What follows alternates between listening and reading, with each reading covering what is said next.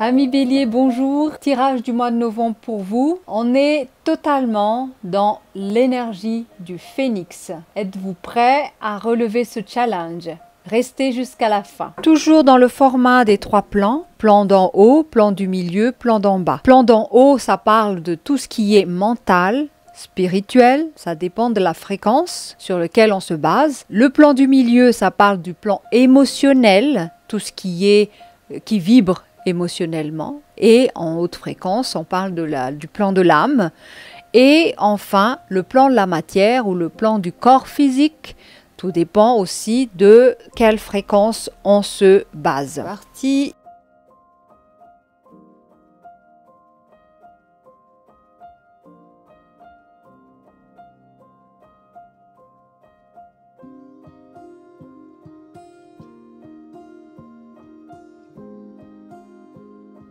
Alors, première carte, ici on a le phénix, de l'autre côté on a l'acteur. Et au centre, on a méditation. La méditation vous apportera la clarté de l'esprit et un sentiment de paix intérieure. Allons-y pour l'interprétation. D'accord, on a la carte du phénix, on a la carte de l'acteur. Ce n'est pas les mêmes, c'est pas une même vibration. Le phénix, c'est comme un manteau aussi que l'acteur porte, hein, mais le manteau du phénix, ce sont ses ailes, donc c'est un déploiement de l'être. Au niveau du mental, du plan d'en haut, ça se concrétise par l'envolée, c'est-à-dire une certaine force de conscience, on développe une volonté, on développe une libération de l'être. C'est un peu le phénix, hein, c'est un changement d'état d'être et qui passe par le feu. C'est vraiment l'électrification de l'être. Et de l'autre côté, on a quand même un acteur, hein, c'est aussi un roi qui joue un rôle, c'est un personnage. Donc, moi je vois comme un processus qui est mis en évidence ici. Le roi va devenir un phénix. Celui qui est habillé d'un manteau rouge va être habillé des ailes en feu. Comment ça va se dérouler? Ça passe par la case de la méditation. La méditation, c'est l'approfondissement de cet être-là. C'est-à-dire que ce n'est pas l'attribut du roi qui va devenir l'attribut du phénix, c'est autre chose. Donc c'est une transformation intérieure qui va se mettre au creuset, au centre. Hein. Donc voilà. Mais le roi va aussi rencontrer sa part féminine. Hein. C'est la carte de la fée qui symboliquement qui est là. C'est une carte de féminité et qui apporte une certaine parce que la couleur n'est pas pareille. On a plutôt dans le ton du violet, ici, du pourpre, qui est la couleur du mental, hein, mental supérieur. Par contre, l'acteur ici est habillé totalement de rouge et il se préoccupe de la matière, de la chair, c'est ça, le rouge qui est symboliquement comme ça, et qui est aussi doté de capacités matérielles, terrestres. Il parle bien, il est devant le public, il fait son show, c'est un peu ça. Donc c'est une manifestation d'un certain ego, d'un certain personnage qui est dans son attrait le plus flamboyant. C'est quand même un roi, hein, qui parle à son peuple et qui fait son show. Et il faut qu'il passe par le milieu, qui est un espace où il doit se dépouiller de toute cette couleur, de tout cet attrait et de cette attitude, un peu ça, pour être non pas tout de suite dans un registre différent, mais il doit passer par d'être brûlé comme le phénix. Il faut passer par le cendre. Donc ça va être un peu plus douloureux dans le sens que vous voyez que la fée, la carte de la fée du milieu est teintée aussi de noir, qui symbolise aussi ça. C'est le cendre. on nettoie ce qui est superflu pour justement sortir la vraie quintessence, l'essence même de l'être, qui était couvert de tout cet apparat, de toute cette chose auquel on y tient. On est attaché à tout ce pouvoir, on est attaché à cette domination qu'on a vis-à-vis des autres, ou comment dire ça, le regard de l'autre envers nous, on est attaché à tout ça. Donc au final, le passage au milieu, c'est pas uniquement méditatif, dans le sens où on va être dans la contemplation et puis les choses vont se faire tout seul. Non, on passe par la case de la remise en question et qui suscite aussi des souffrances à l'intérieur de nous. Alors, on va explorer ensuite le plan du milieu. Ça va être intéressant parce que là, on parle véritablement de l'émotionnel. On y va. Alors, dans le plan du milieu, je vous parle ici de la progression. C'est pas étonnant, on a la vibration du phénix qui est en résonance en haut.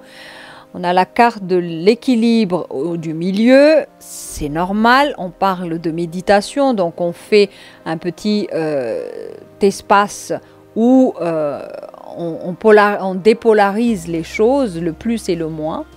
Et ici, on a la carte du monde effondré. Alors les amis, là c'est clair.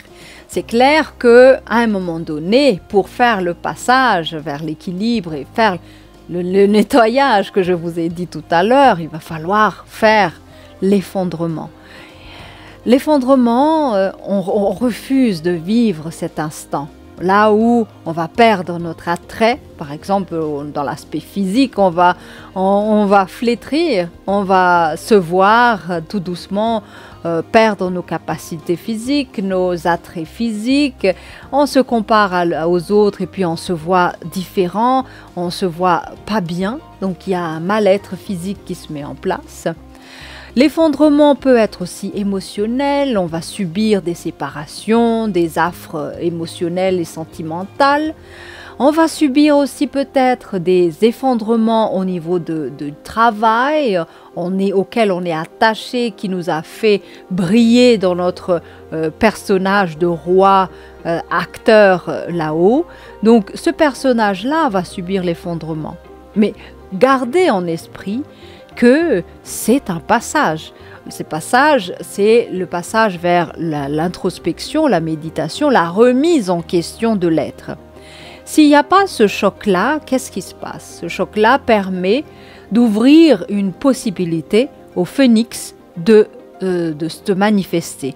Le phénix, c'est l'oiseau de la transformation. Donc, on va brûler tout. Et le centre de ce tirage manifeste un point d'équilibre. C'est vraiment le point central ici. Parce que de l'autre côté, on a une pyramide magnifique qui est symbolisée ici en termes de progression. Donc, on a les pointes qui montent vers le haut, vers le phénix. Et ici, on a l'écrasement de la puissance de l'ego, personnage, acteur royal qui est là-haut, qui s'écrase par terre dans ces ruines sur lesquelles il s'est bâti. Donc c'est quelque chose d'éphémère, c'est quelque chose d'instable, parce que finalement, moindre coup de vent, ça va être voilà, le choc émotionnel. Mais pour dépasser tout ça, il va falloir chercher le point d'équilibre au milieu. Et c'est comme cet enfant qui commence à apprendre un vélo. Et là, on part vraiment à zéro. Ce n'est plus le roi qui monte un vélo, c'est la gamine, c'est le gamin en nous qui reprend les rênes et qui va apprendre de nouveau à marcher, apprendre à prendre le vélo. Là, on ne va plus apprendre à marcher, mais bon, c'est un peu comme ça. Donc, on redevient nul, on redevient zéro.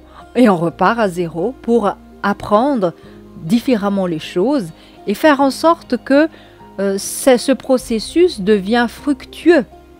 Et on va voir comment ça se manifeste au niveau de la matière, donc le plan d'en bas. Le plan d'en bas nous dit rencontre. Ensuite, carte du milieu, c'est l'argent. Et carte de côté, c'est trahison. Intéressant. Comment ça se manifeste tout ce jeu dans les deux plans supérieurs et qui finalement devient concret dans la matière. Il y en a qui vont vivre ça, pas tout le monde.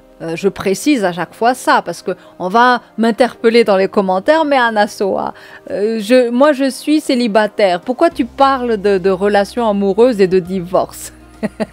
Voilà, parenthèse, c'est pas... on ne peut pas généraliser toutes les situations ne sont pas englobées dans ce tirage-ci.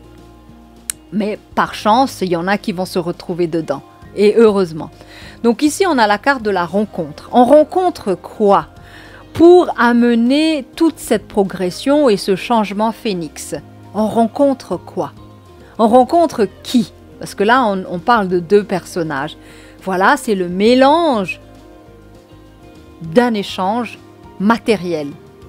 C'est grâce aux autres qu'on évolue. On n'évolue pas seul, on évolue grâce aux autres. Il y en a qui le font, ceux qui s'isolent et puis qui font vont devenir ermites dans les grottes. Mais la plupart du temps, c'est en étant en confrontation avec d'autres rois, justement, d'autres acteurs, d'autres personnages, d'autres égaux, qu'à ce moment-là, on se voit à travers les autres, comme des miroirs. Ah, ce qui vibre à l'extérieur et que je n'aime pas finalement, moi aussi, je l'ai à l'intérieur de moi. Et comment ça joue, se rencontre et ce jeu entre personnages et entre rois qui se croisent et rois qui se croient avoir le pouvoir et détenir toutes les capacités et les puissances possibles. Et là, au centre, on a quoi? L'argent qui est en jeu. Ça, c'est vraiment le jeu d'acteur qui est le plus gratifiant pour tout le monde, parce qu'on a besoin d'argent. Et l'argent est devenu actuellement la source de tous nos souffrances. Je suis désolée de le dire, mais même pour ceux qui essayent d'évoluer en phénix et progresser et tout ça, vont être mis à mal dans cette situation d'argent.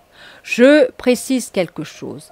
Progression et avancée spirituelle est compatible avec l'abondance et la richesse. Ça, il faut être clair là-dessus. En tout cas, c'est ma croyance à moi, entre guillemets, parce que la matière est la manifestation de ce que l'on est au niveau des deux plans, plan émotionnel et plan mental. Donc, qu'est-ce qui résonne tout là-haut? C'est une posture méditative. Donc, introspection sur soi, remise en question sur comment je gagne ma vie. Et c'est pas à travers cette question comment je gagne ma vie, comment je vis mon abondance et comment je suis avec l'abondance et l'argent. C'est ce questionnement-là qui suscite le renversement du roi qui est là-haut. Parce que on devient vraiment, on y met beaucoup plus de conscience dans ce que l'on gagne et de ce qu'on l'on reçoit et de ce qu'on l'on donne. Et en termes argent, là, il y a des cycles qui se jouent. Vous voyez, dans la matière, on voit beaucoup de dynamique, de ronds qui tournent. Là, on a la rencontre qui fait un genre de cercle et de spirale aussi. Dans la rencontre avec les autres, les échanges d'argent avec les autres, comment on est dans tout ça, est-ce qu'on sait donner et recevoir, est-ce qu'on est capable de s'ouvrir à une possibilité d'une abondance infinie, et tout ça, c'est le questionnement vis-à-vis des autres. Ensuite, comment on capte l'argent? Comment on fait pour l'avoir? Est-ce qu'on vibre un état de manque d'abord et on joue le jeu du manque dans la matière en accaparant des choses, en étant dans la peur continuelle de perdre ou de manquer? Donc, c'est aussi ce mouvement-là qui revient jusqu'à ce qu'on règle ça, on le transforme dans le creuset de la méditation tout là-haut, on équilibre au niveau du cœur, de l'émotionnel, comment on vibre ça, et finalement, on finit par le transformer en phénix pour une progression future.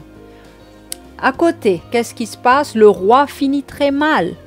Parce que dans ce rapport d'argent, où il devient excessivement dans sa puissance, il va découvrir que la trahison aussi peut faire que il va s'effondrer à travers ça. Donc, les personnages royaux que nous sommes dans notre quête d'argent et de matériel et de matière, et la manipulation des autres dans nos rencontres pour avoir plus d'argent et pour être en sécurité avec l'argent et nourrir le manque qu'on a par rapport à ça, le manque et la peur. Donc on va subir des trahisons par-ci, par-là. Donc je pense que on est tous passés par cette case de la trahison et on est tous aussi habités par ce roi qui est imbu de lui-même dans la conception de sa propre abondance. Donc, tout ça, c'est une façon de démontrer, ce tirage démontre que on traverse une période où l'argent va être le catalyseur de notre transformation. À nous de voir comment cela va impacter notre intériorité et notre environnement extérieur. On parle de rencontres, les deux personnages qui se tiennent la main là, dans la matière, mais ça va impacter d'ailleurs tout notre entourage, dans notre environnement, si on touche à cet aspect pilier argent dans la matière. Et dans ça, on va faire une tangente, donc la montée vibratoire, ça passe par l'équilibre du milieu au centre, ça passe par la case méditation et remise en question de tout ce qu'on a fait auparavant, mais en plus de tout ce qu'on va opérer comme jeu par la suite. Est-ce que le roi que nous sommes va troquer sa place pour devenir phénix? Donc c'est tout ça, ce processus-là qui nous attend pour ce mois de novembre, pour ceux qui osent y aller, on est d'accord. Voilà pour ce mois. À tout bientôt.